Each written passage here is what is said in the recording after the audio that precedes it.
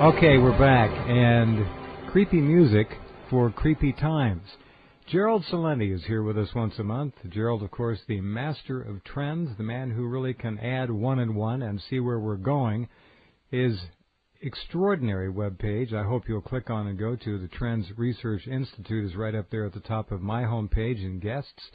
It's right there. Gerald is the world's #1 trends forecaster. I don't know if forecaster is the right word because it's not forecasting. He's just telling us what's going to happen. Well, I guess that's forecasting. At any rate, when you look around and see the ugliness that is literally encroaching upon us everywhere, it can be very intimidating. But what we have to take consolation in is the fact that we do have honesty and reality from people like Gerald who can help those who want to see find their way along in this incredible hall of mirrors with a floor of quicksand. I mean, it's really amazing. Hello, my friend. How are you? Well, I shouldn't say great. We had to, a dear friend of mine, a very close friend, his son was opening up his operation in London, and a young man in his mid-30s, early 30s passed away. Oh, I'm sorry. Yeah, and it's very, very, very sad, but it's also a very important lesson in life.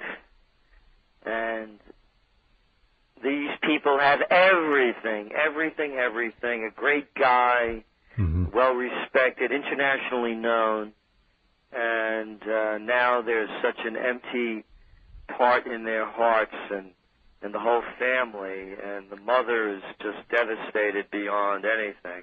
I'm sorry. You know, this makes me feel many things, not the least of which are all the mothers in Iraq and Afghanistan that have lost their children, babies, families wiped out. A grief process, often, as you know, Gerald, and many of you listening know, really never ends.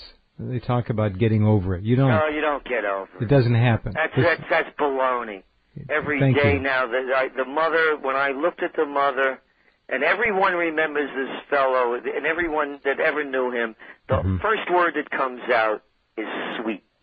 Wow. What a sweet guy. Well, you see, the world is that much the worse off now. We don't have a bonanza of sweetness on the planet right now. We need every sweet human being there is, and I'm sorry to hear about that. But the other part of the reality is, in learning from and understanding, is that as this nation goes through a crisis, and we see it unfolding in front of us in slow motion, and most people know what the deal is. They're just afraid to add up the numbers if it equals the ugly truth. Oh, they're so fearful. It's you could walk on the fear. And when you see an experience like I just saw today, and with two dear friends that we witnessed it all together, and you realize, hey, this is only a temporary gig. You got it. And that if you don't do it now, and you don't live by your word, your last breath that you take is going to be that you lie to yourself. And to me, that's hell. What a way to go out. No, thank you.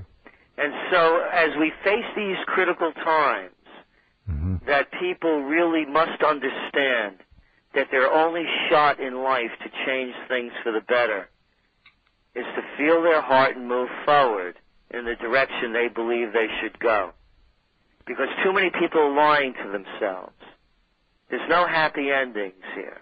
No, it's become institutional. I'm afraid our younger people have grown up now to learn to lie and to expect to be lied to and to find no moral compunction whatsoever with lying. And the lie of omission, of course, is one of the worst of all. We have a lying generation coming up. And I know young people, so do you. They just don't have a problem with, there's no accountability. I guess that's the bottom line.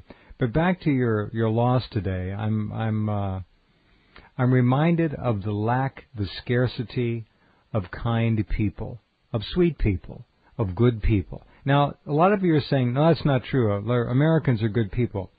Yes, they are, but let me suggest to you, when they are disabled by fear or that they have sold out to immoral and less than pragmatic lifestyle, shall we say,